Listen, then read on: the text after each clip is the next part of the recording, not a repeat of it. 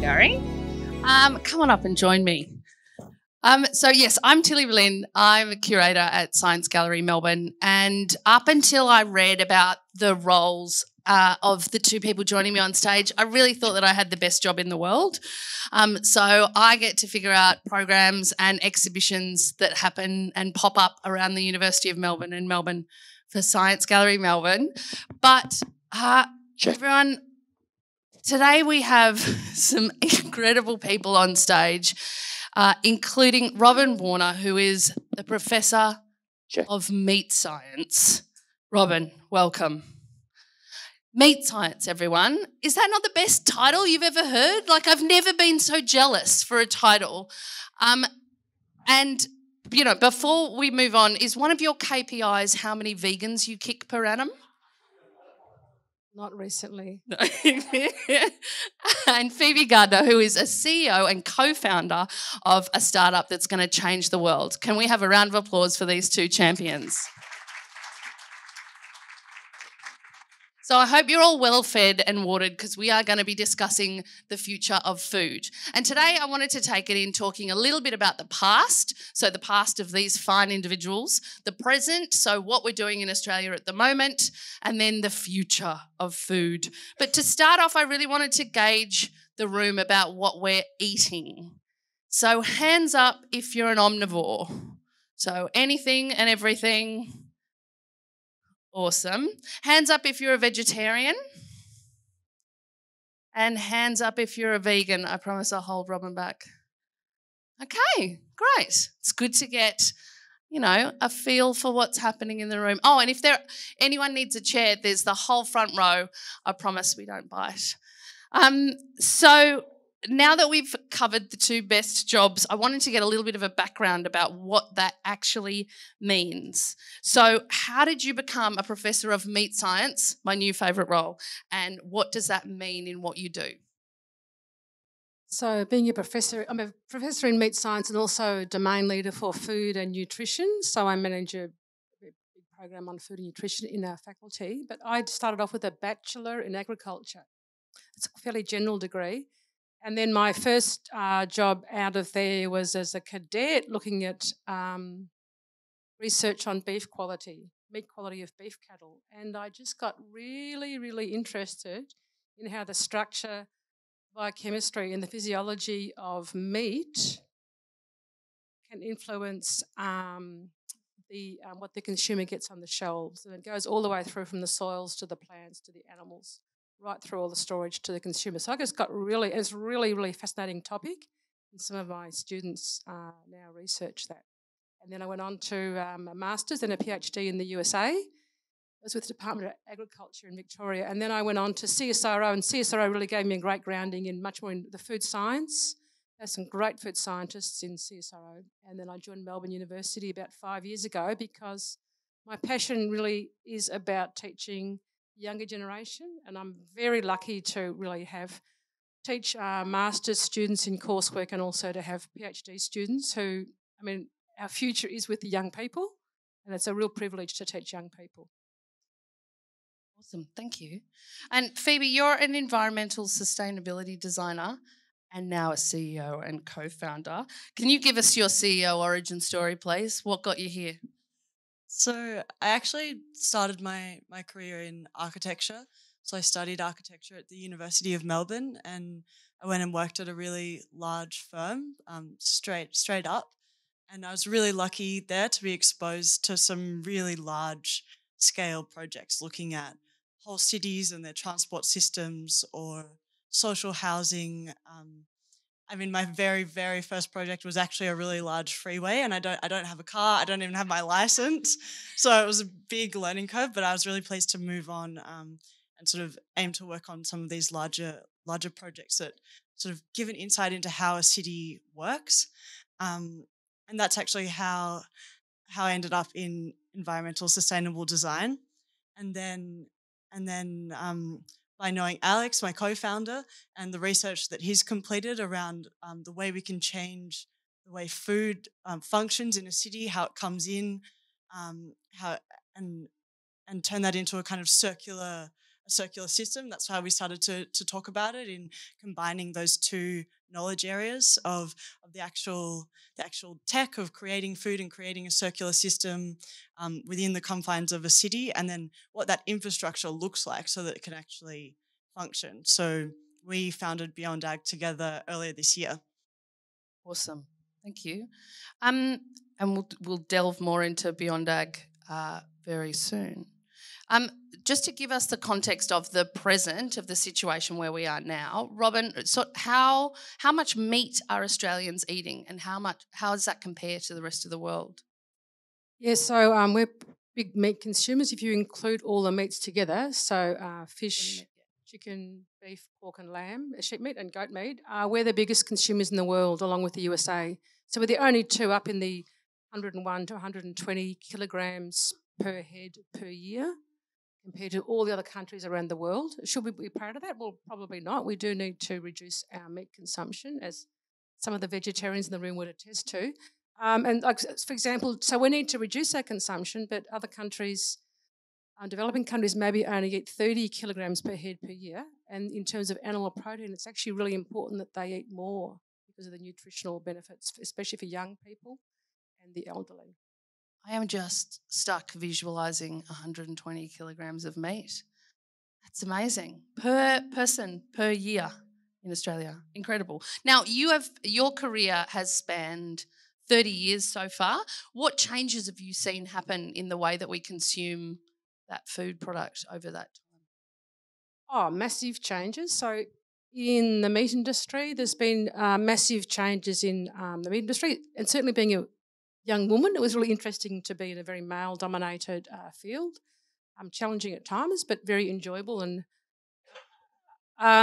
so basically there's very little consideration of quality in the early days, and there wasn't much quality assurance at all. Now we've gone through much more to a lot more focus on quality. Safety these days, safety of meat in terms of microbiology and also chemicals. In Australia, we have very good standards, and it has to be there in the product. It's almost assumed. If we don't have that, we don't have a product. So our quality assurance systems are very good in Australia, and that's come through in over those 30 years. Our packaging systems have changed dramatically, and we've gone much more to providing product in the supermarket shelves, changed all the packaging systems, a lot more diversity, a lot more convenience in the foods that we can buy. A lot of other changes over those 30 years for sure. Yeah, okay, great. So increases in all sorts of qualities and things. What about the amount that people are eating? Phoebe, do you see a difference over your lifetime about your attitude towards, well, you're a vegetarian. Yeah. What was the catalyst for that change? I mean, I guess the catalyst for me was actually my older brother has been a vegetarian from a really, really early age, I think from about 2, from a kind of ethical standpoint. But it wasn't for me until I was a bit older, studying at university, that I was looking into the environmental impact. And so I started to base not just my meat consumption choices, but all my kind of food choices, sort of trying to look a little bit deeper into the sustainability of the product and how it was produced, and becoming a little bit more aware. But some of those statistics are quite difficult to research at times. And there's lots of there's becoming more information.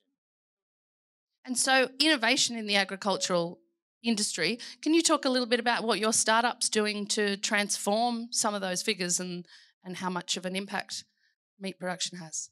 Yeah, absolutely. So what we do at Beyond Ag is we accept food waste to a centralised facility. So that's your normal rubbish truck coming and delivering the food waste to our facility. We actually charge a gate fee that undercuts the cost that it would normally cost to send that food waste to landfill. And food waste is the single largest material that currently ends up in landfill. So we're reducing that landfill, and then what we do is we feed that food waste to our insects. It's a tropical species of fly, and we turn the insects into a high protein meal for pet food and animal feed. And this process also produces a rich organic fertilizer that's fit for horticultural use and agricultural use. Yeah. And what spurred you to really focus on that bit? What challenge were you trying to transform? I think so. So the challenge is to shift into a circular economy, so that we're looking at the resources that we have and how we can create a sustainable food system into the future, as well as replace some of the particularly unsustainable aspects of the food system now. So the insect protein that we create is a direct drop-in replacement in animal feed or pet food for fish meal and soybean meal. So fish meal production has caused widespread overfishing, and a third of fisheries have collapsed in the last 2 years. And then soybean meal, we see widespread deforestation and clearing, like we've seen the fires in Brazil. And I'm fascinated about your lab with the flies. Can you describe how you set up a lab like that, what it looks like when you walk into it? Yeah, so as I said, we founded the company earlier this year, and we were accepted into the Melbourne Accelerator program. So our offices are actually just upstairs. Short commute, also sustainable. Yeah. But we built our test facility at the University of Melbourne Burnley campus. So what that consists of is a large 60 square metre cool room that we run at tropical temperatures. So we breed the fly there, and we grow the flies, and then externally to the 60 square metre cool room, we also process and ferment the food waste to prepare it as an ideal feed for the insects, and we also have the processing machinery to change those outputs into products. And what do those products look like? I know you're talking about it dropping into animal food or pet food, but how far are you away? Would you consider it being a little human snack bar as well? Yeah, I mean, I said I was a vegetarian, but I've definitely tried the insects. I think everyone upstairs... tried your own insects? Everyone upstairs, I think, in the office has had a taste. They taste, if anyone's interested, like really kind of earthy and like eating a dried mushroom kind of taste. Lots of really quite earthy and vegetable-y. Robyn, are you in? Are you going to try? Definitely. I've eaten rabbit intestine in China, and it's amazing, really, really nice texture. So, Robyn, amazing products out there. Well, yeah, so indeed, you are an expert in meats of all varieties and their proteins. Can you talk a little bit about the research that you do in comparing those different types of meats and their life? What was the word for it? Thank you. The life cycle of getting it to the plate.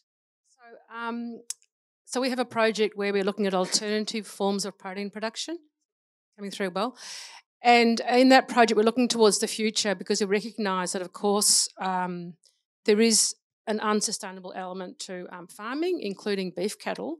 But what we also find with that is you've got to really have the good data, and you've actually got to have the data that's right for Australia. So if we go to cell-based meat, for example, lab meat, will that be actually more sustainable? So in our project, we're looking at the consumer market and government drivers for these alternative forms of protein, which include algae, cell-based meat, plant proteins, seaweed potentially, and insects if we have someone with expertise in that area. So it's good to have... I see a partnership forming. We do. And then we're looking at what are the drivers for it, what's the regulatory aspects, what's the labelling aspects, and also what's the health aspect. So, in fact, proteins are a very important part of our diet. And so we want to know what is the best protein and amino acids to have for all stages of life in terms of our muscles. So in terms of young children, bodybuilding, normal adults, even the elderly. Elderly often suffer from muscle wasting. So how do we make sure elderly get the right proteins to make sure they don't get muscle wasting? And then we are also looking at what are the production elements of making those alternative forms of protein, including hopefully now insects. And also, what's the sustainability element? So if people think that lab meat's going to be much better for the environment, for example, than beef production or lamb production or chicken or pork production, getting the data on that. So, in fact, we think that lab meat might actually require a lot more water. Greenhouse gas emissions are likely to be better than beef as it currently is in Australia. But there's also a lot of variability in that. And finally, that we're also doing is putting some of those plant proteins together. So how do we blend them together to get a great tasting and great texture product? If you look at the plant protein industry, and that is phenomenally, I mean, I'm talking about phenomenally expanding at the moment, and in the next up to 2030, there's going to be really big increases in plant protein products. At the moment, they're really driving towards making these plant protein products to simulate meat. I suspect they won't do that going forward, but at version 1.0 at the moment, how do we get the taste and the texture of meat into these products? It's what the industry is driving towards. But should we be driving towards trying to simulate meat? Because some people say if we're driving towards getting it to be the same in texture and flavour as meat, are we actually increasing the demand for meat around the world? So that's one of our research areas. And then we're also working on developing healthy meat snacks for the elderly. Is everyone here from hands up if you're from the University of Melbourne? So you know Staff News on a Friday? Do you know when in Staff News on a Friday they have experiments where you get to go and sample delicious burgers? That's ROBYN's group. So they're all, yeah. And, you know, I would like to put in a protest right now that it's always for plus 65s at the moment. We need to develop some tasting mini burgers for younger people. So how many of those products are available now? You were talking about those incredible different streams of algae as protein and all different varieties. I know you're testing and comparing, but what's out on the shelves for humans to experiment, whether we like the taste of them and the texture? Okay, there's one name I always put. So there's the Impossible Burger in America, not in Australia yet. And the Beyond Burger. Beyond Burger, which other student down here, we just had a taste test of that one, which is only available in the Coles in Surrey Hills. Yeah, so you can't get it anywhere else that we know of at the moment. Maybe some of you have seen it. There's also a plant protein mince in Woolworths, and I forget what that one's called. CSIRO and a company have just developed a V2 burger, which is going into Hungry Jack's, that's right. And so that's total plant protein? Total plant protein. So we're actually working on blended proteins, so blending meat and plant protein together, including maybe it's waste products from some of the plant industries. And from your research perspective, is that like the golden end product to find a sustainable way of including meat products in our future of food? I think it is imperative for us we do need to reduce the meat in our diet, and the studies say that we should be going towards more of a Mediterranean style of diet. So yes, to reduce meat in the Western world and also to get more plant protein into our diet, but to make sure at the same time that we actually do keep getting the good nutrition and maintaining our health by going to lower meat in our diet. What are the recommendations of how many times we're supposed to eat meat? Is it 2 times a week? Less than 2 times a week from the World Health? How do you define meat, though? Oh, the old multi-meat question. So I include fish. Fish is actually muscle. So I always, when I talk about meat, I think, and I often have our regulations say there's fish and there's poultry, then there's meat.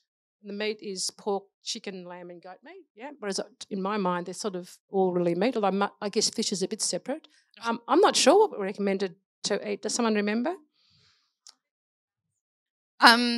Phoebe, what's been the reception to your innovation when you talk to people about how you're transforming the agricultural industry?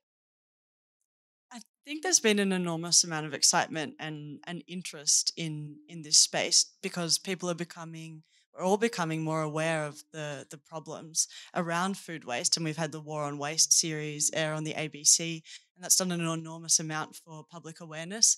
We've also seen some councils take on some great initiatives, like Bayside Council initiating a small countertop bin to collect food waste that then the council collects, and they actually send that to in-vessel composting at a council site. So I think the general awareness is certainly growing, and particularly in the last 12 months. And then, interestingly though, for us, the concept of farming insects on food waste and to manage waste has actually begun in the 60s. The first academic papers were published in the Netherlands. And I think there was actually an insistence at that point that insect protein should be used for human consumption.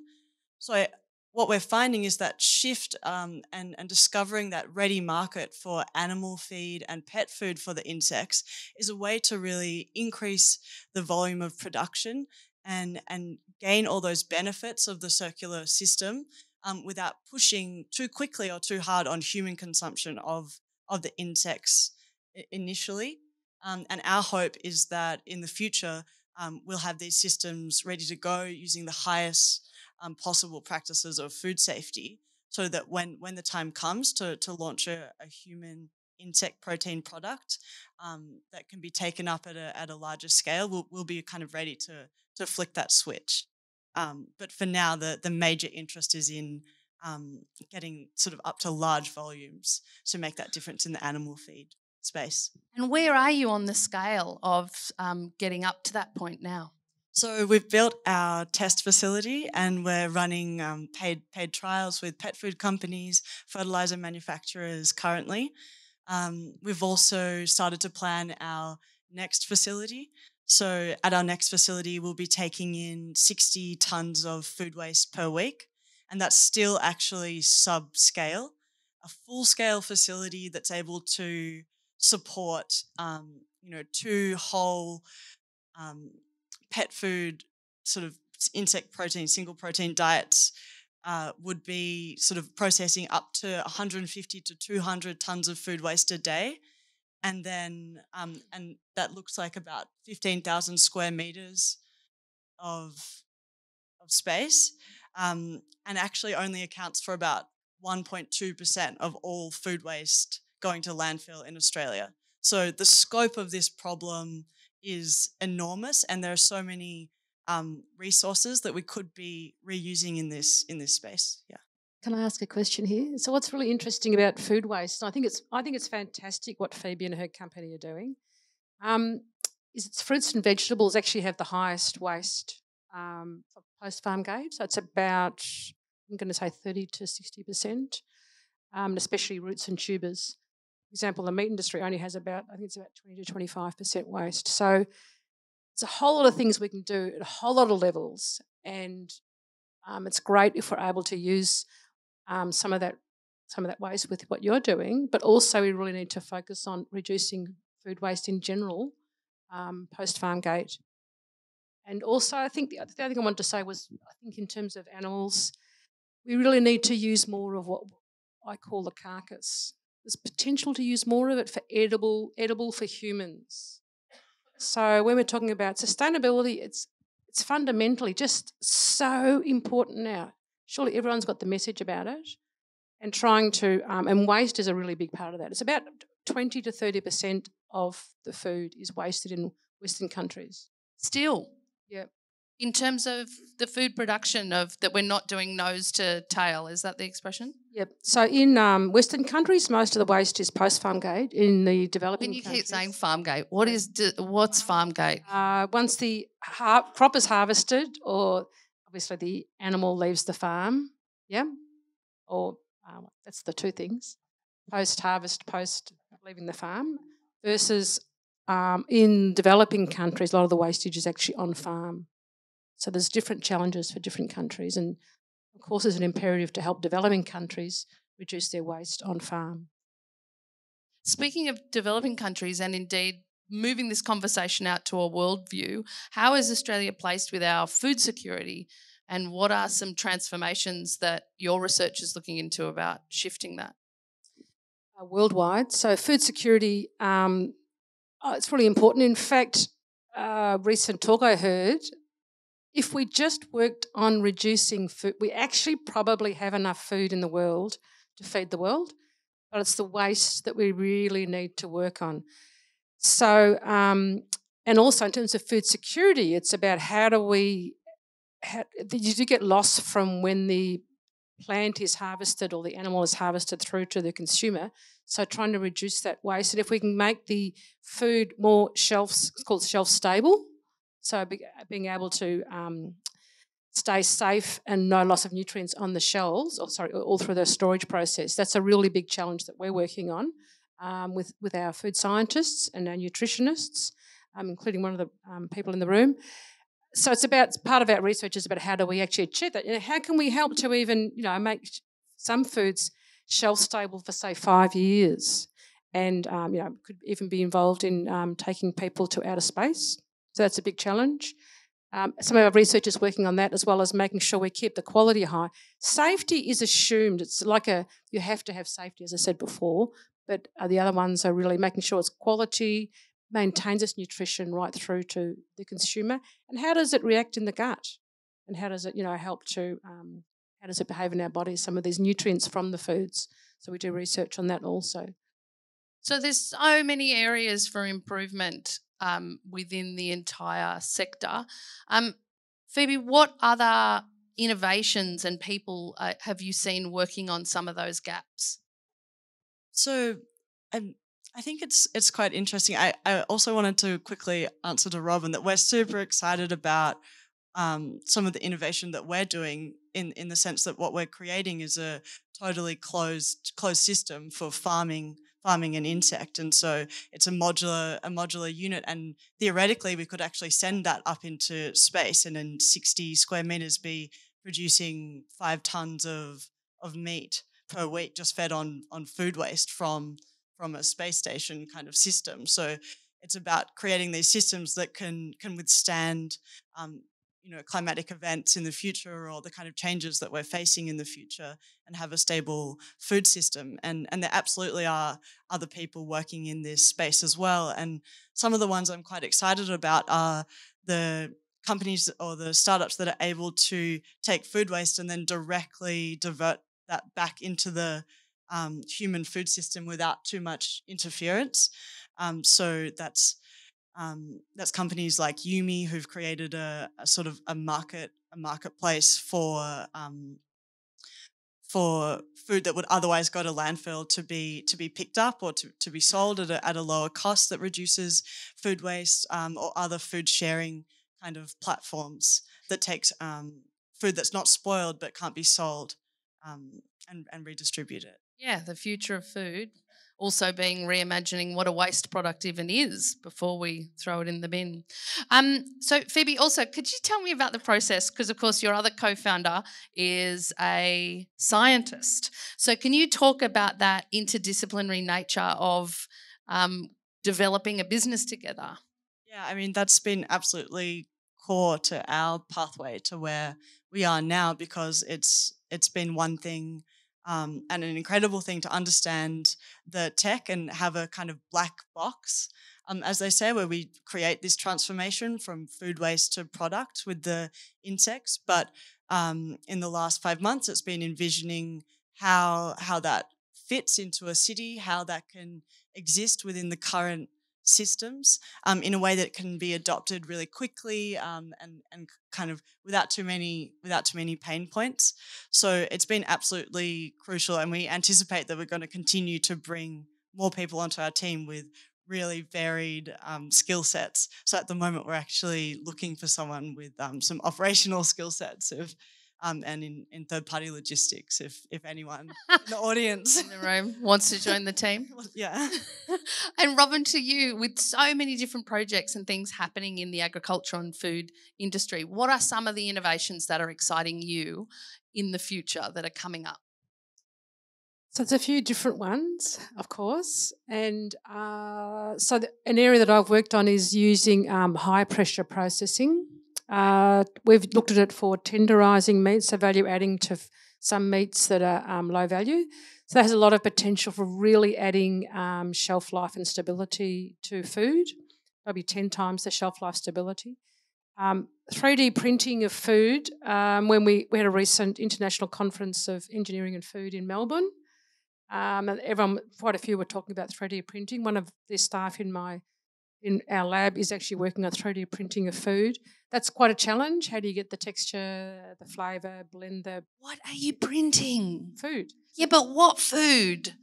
Oh, well, printing the food into forms. So you've got to it's got to be relatively viscous to be able to go through the printing heads. I'm not an expert though. Yeah, but like, so faux meats or No. actual plant proteins, or what is it? It's got to be viscous enough to go through the printer head. So there's a lot of research that will be done in this area. A lot of research being done around the world in terms of engineering and food science. So we're at the early stages of that. The cell-based meat, I call it cell-based meat. You could also call it lab meat. There's a lot of interest in that. I think that's still at an early stage. A lot of challenges still in that area, but we're certainly, and Australia is well placed to be involved in that research. We have 3 companies in Australia now working in the area, Brisbane, Sydney and Melbourne. So that's a really exciting area. And I think Australia and Melbourne, in fact, has a potential to be involved in that with our big medical precinct here. And I've spoken to the Good Food Institute in USA, who are considering whether, we could certainly be involved in that research. That's pretty exciting. A lot of challenges there, but also there's a lot of understanding of the biology, muscle biology and biochemistry, etc. What's consumer willingness one of those challenges? Like, how many people, if you were offered lab meat, so meat grown in a lab, would you, hands up if you'd eat it? It's not grown in a lab, sorry. Yeah, sorry. Yeah, I would, but oh, my God, Phoebe. Here we go. That is really interesting. So Game on. Phoebe's joined the team. But it's actually not grown in a lab. It's actually grown in something called a bioreactor. They love that term because it sounds better than... It's not grown in a lab. It's a bit like what you brew alcohol in. It's a similar sort of container. Sounds much better. Alcohol and cell-based meat. So I was really interested a couple of weeks ago to meet some academic who said, I don't eat meat, which is totally fine. I don't wrestle vegans and vegetarians. I respect their opinions. I worry sometimes that they're getting the right nutrients that are really important from animal proteins. As long as they're looking after that, I'm totally happy. I do not wrestle them. Know what I heard. And she does not eat meat out of principle, and she actually craves meat, and she's actually anemic, and that really intrigued me. And I sometimes when I'm eating my meat, I go, now, could I give you up? And it would be a challenge for me. I do like meat. It's very satiating and an important part of my diet. But she's given meat up and she craves it, and she's actually making herself a little bit sick by not eating meat, which is, to me, that's what she says. It's really interesting. Yeah, I guess it's because it's a massive ethical dilemma of our time about how we personally can take responsibility and make about the impact that we're having on the world, which is... And I think that, and you've both mentioned about young people and the change in attitudes transforming at the moment about how we can find these ways of looking into the future and working together in a way that'll make whatever choices that we make more sustainable. What sort of future? So at Science Gallery, we love young people. We embed 15 to 25-year-olds in all of our processes in terms of coming up with what exhibitions will be on display. And we think that the creative solutions to all of the problems that are in front of us at the moment will come from the minds of these young people working together in interdisciplinary ways of really having people with different attitudes and disciplines coming together to transform these problems. What sort of opportunities are there in your industry for young people to do that? Interdisciplinary, sorry? Yeah, well, so the young people who are coming through the students at the University of Melbourne, what projects are they interested in addressing? Well, they're very interested in plant proteins, cell-based meat, blended proteins, coming at it from... I was going to talk about our interdisciplinary project that we have now, which has got the law school, people from the law school, arts, science, engineering, our faculty of veterinary and agricultural sciences, and the medical school, all in together working on a common problem. And we've got the young people engaging in that. So the young people are inherently very good at being interdisciplinary, bringing together an entrepreneur and a food scientist and an engineer. And so they all really are very good at collaborating together. And I think the way we hope we train people is to ask the questions. And so we, I would say, curate the young people to a path to asking the right questions. And they have these wonderful solutions and ideas in their heads, and I think my job is to curate and help them to bring those great ideas out and form the right questions. And I mean, I can't speak highly enough of our experience at the Melbourne Accelerator program. So much support, a really, really steep learning curve. We're actually about to finish the program, the 5-month program now, and we have demo day in a couple of weeks where we'll get up and talk about what we've achieved in that time. But I think so many teams in startups come together with an interdisciplinary approach, and then it's about finding people that can support that and fill in the gaps, and learning what gaps that you have as well and where your strengths are. And forming glorious partnerships, which from even the discussions around coffee this morning, these two were plotting about how they would collaborate and work together to really look at the insect-based proteins and how they compare. So can I get a round of applause for PHOEBE GARDNER and ROBYN? So now we can go to questions from you guys. Hands up already. Keen crowd. Hi, I just have a quick question of clarification for ROBYN. In your opening comments, you said that people in developing countries don't eat enough meat. And then you said a whole lot of things later on about how you don't mind people who don't eat meat. How you don't mind people who don't eat meat. So when you say they don't eat enough meat, you're saying they don't eat enough protein or they don't eat enough meat? Or, I mean, could you just unpack what you meant by that statement? Sure. So they tend to eat a pretty starchy diet and not enough protein in general. But in fact, animal protein has several nutrients, including folate, vitamin B12, calcium, zinc, and iron, of course, being very important. So in fact, they've found that mothers and babies up to 18 months old, it's really important they get animal protein into their diet for the baby's and child's development. And certainly there's considerations that a vegetarian diet might actually be, if you're not careful about some of those nutrients, it can be bad for you. Yep. Answer your question?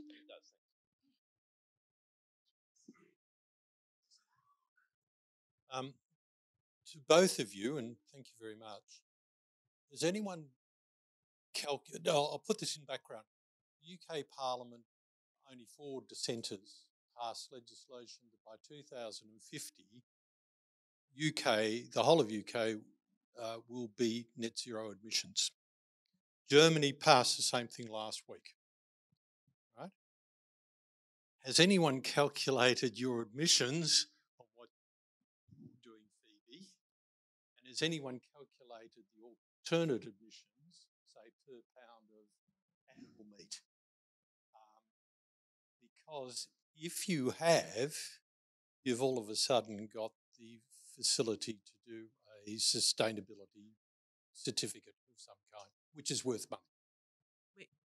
On our end, we would absolutely pursue any kind of certification in the future where available. So we've done the calculation as best as we can on the way we're working now.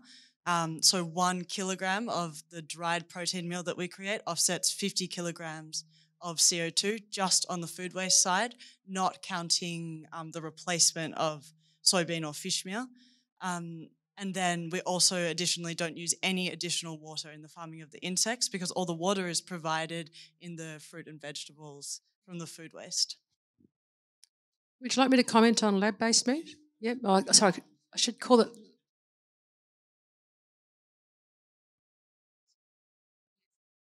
Sorry, I should call it cell-based meat. That's the name we use now, sea meat.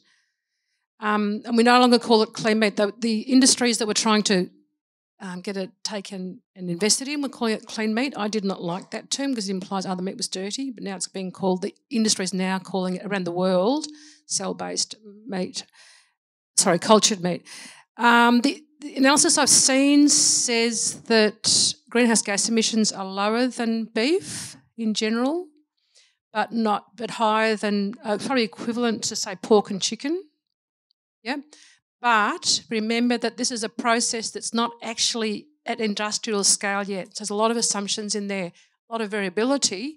In terms of water use, they think that cultured meat will be possibly higher in water use, depending on how they recycle the water. So the estimates are still not great because it's very hard. You've got to use a lot of assumptions.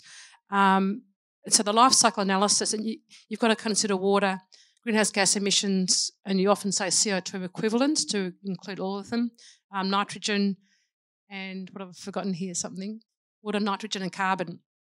So you've got to consider all of those together. And in fact, you might look at the quality, define it as the quality of the protein, because in fact, for example, plant proteins and meat are very dense protein compared to some of the other plant products.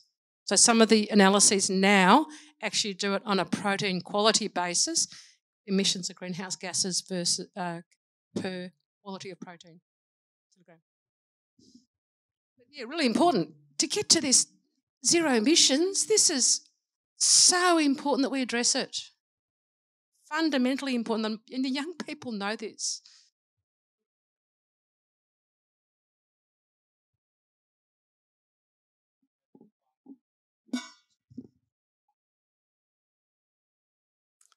Can I ask 2 questions, please, one to each of you? The first question is to Professor Warner. When you look at the land that's used to produce most animal meat, it's relatively unsuitable for other uses. So when you're looking at cultured meat and protein-based meat, how does the land use balance out? If we take beef cattle off the land, can we then use that land to produce the raw inputs for, say, protein-based meat or, plant-based meat or cultured meat? Potentially, yes, but you're right. Some of the pastures that animals graze on, so cattle and sheep, are actually marginal, so they actually wouldn't support cropping, and they so some of the sometimes you can't actually grow crops on them. So when people say, do you think cell-based meat will take over? No, I think you'll have the both of them. There might be some there needs to be some reduction in animal number of animals, but also there's a lot of potential for these farms to, in fact, reduce their greenhouse gas emissions through genetics. There's genetic variability in greenhouse gas emissions through animals. There's some really interesting feeds that can be fed to reduce greenhouse gas emissions, including seaweed has been shown to reduce greenhouse gas emissions quite significantly. And also really interesting feedlots. If you go to a much smaller space and do feedlots, the greenhouse gas emissions are actually lower if you go to intensification. So I think, did I answer your question to some extent there? To some extent, thank you. Just remind me of what the rest of it was. I was just asking the balance between the use of land for raising meat and the balance. How do you balance that against the same inputs for protein, cultured meat and plant-based? Yep, so cultured meat would be obviously grown on a much smaller space because it's all in these big bioreactors, so not using much land at all. The land use is very low. But what about the inputs into that? So it's the inputs. Some of the inputs at the moment still have to come from animals because you still need to use bovine serum or blood, and they're working really hard to try to replace the need for bovine blood in the growth medium for cell-based meat. Yeah. Thank you. If I can ask Phoebe a question now, I'm sorry to take so much time. I was really interested in you talking about this closed cycle, and I'm just wondering if you're going to the next cycle. What happens once you've fed the protein to pets or livestock? Can you then continue the cycle on from there? So there's a couple of things. What that looks like is pet food is an intermediary market for us, easier to access at a smaller scale and a smaller volume initially, and then we'll transition into the animal feed, into the animal feed market and providing a feed, the high protein valuable feed ingredient for monogastric livestock. So that's pigs, fish, and poultry and layer hens. So at that point, the insects that we're working with are extremely versatile.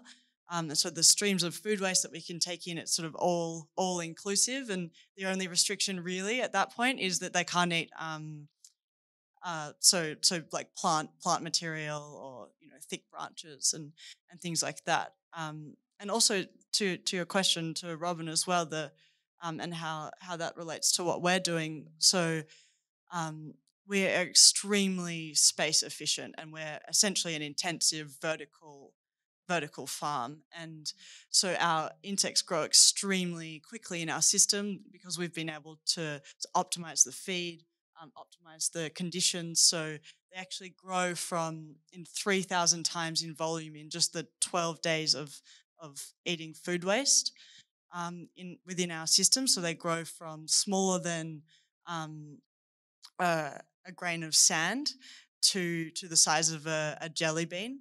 And so it's extremely quick, and the growth rate's really quite fast. So it's very efficient, and that's why we're able to locate in dense areas. Yeah.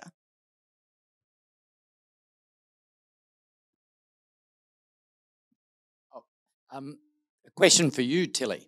So I'm Greg Harper from University of Melbourne Commercial. I look back with great joy at the times I've been in science museums and science galleries. I'm just wanting some insight in how you will tell that story to 15-year-olds, the stories of future foods. Oh. Look, today was the first time that I figured out about that 3D printing food was the thing. So I'll be leading with that.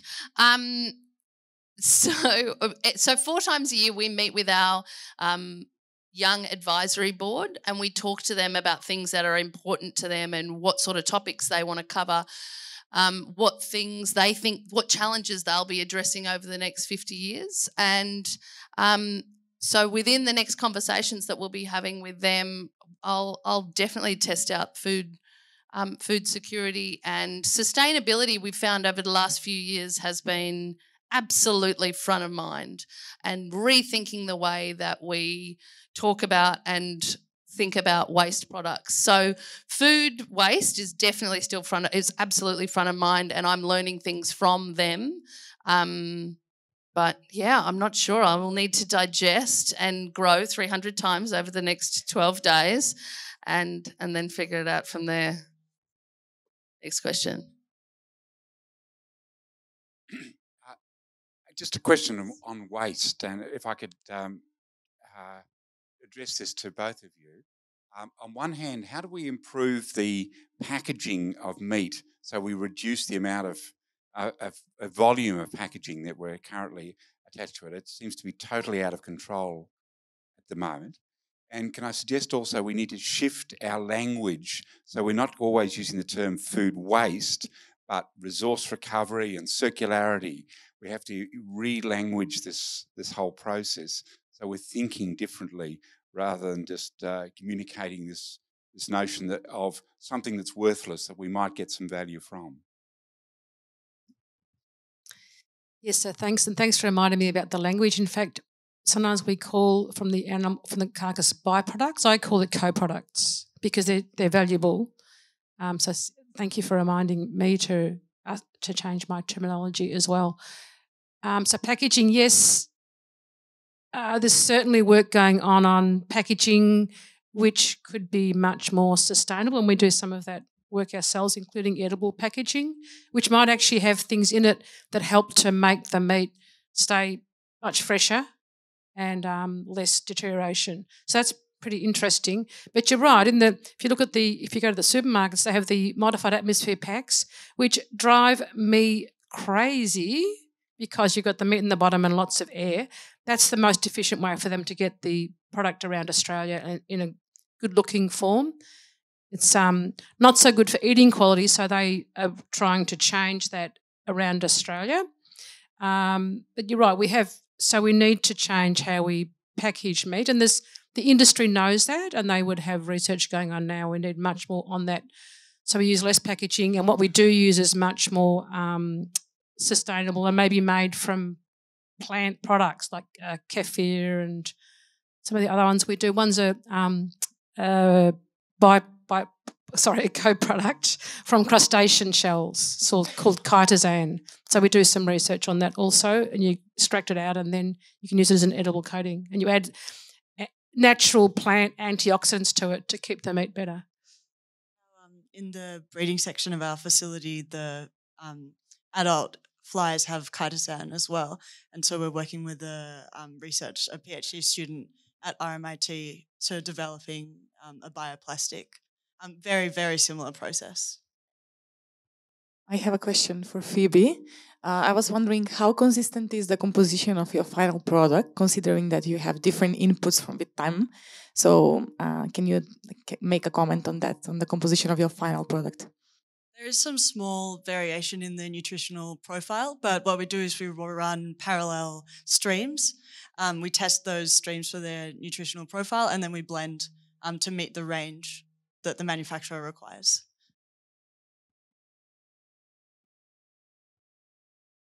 Okay, hi Robyn and Phoebe. I've got a quick question here about the use of heme in cell-based meat products and the plant-based meat products. I've read recently that there may be some health issues with high doses of heme.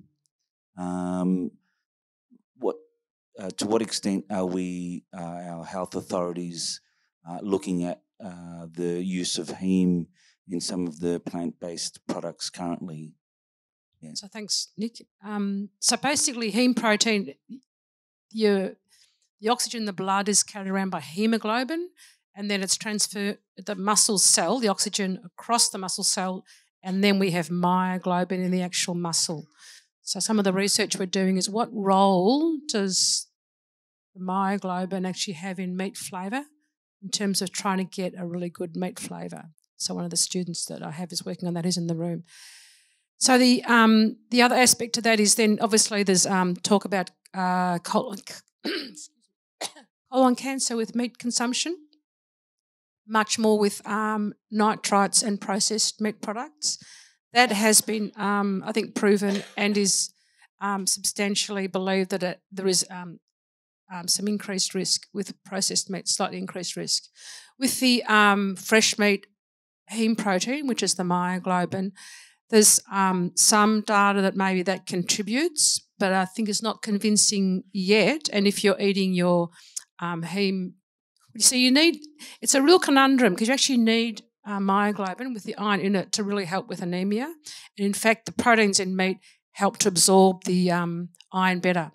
So iron from plant protein is not very well absorbed by the human body. Most of it is excreted, does not get absorbed. So you need some of that if you're trying to prevent anemia and make sure you get enough iron. It potentially has a role in oxidation in the lower gut, and does it contribute to cancer? I think that's still open. And if you're eating the meat with other plant products, which is how we should eat, we should have a balanced diet and eat things together. What role does it have? I think that the jury's still open on that, Nick, in spite of the paper that I sent you. Okay, thank you. Question for Phoebe, as I have ROBYN 24/7. So Phoebe, I just wonder, and this has to do a little bit of with the language issue.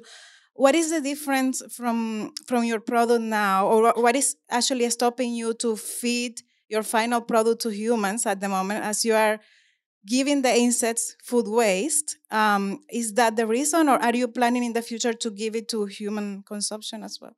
There's no technical or safety barrier to feeding the insect protein or creating a human food based on insect protein. We're playing to our strength, and there's an enormous ready market, first in pet food and then in animal feed, where we can have an enormous impact. And because our startup and our business is driven by having an enormous impact, we would, rather than starting really small and driving the human awareness, we're really happy that there's starting to be a community of companies and people producing insect proteins now for human consumption. Like there's the edible bug shop, where you can now go and source flavoured crickets that you can eat like chips, or lemon myrtle flavoured mealworms. So there are products like this out there, but for us, it's about having that environmental impact, and that means making as much as possible, processing as much food waste as possible, and we found that the market readiness for human consumption for what we're doing isn't quite there yet, but we really hope to get there in the future. And Phoebe, we want to come together and try to. We have a food grade lab in the our ground floor of our building where we can do food grade work. So we think Phoebe and I should work together on this, shouldn't we? Absolutely, I'd love that. Melbourne Connect, transforming the future of food. Thank you all so much for joining us this morning, please. And we'll see you at the breakfast next month.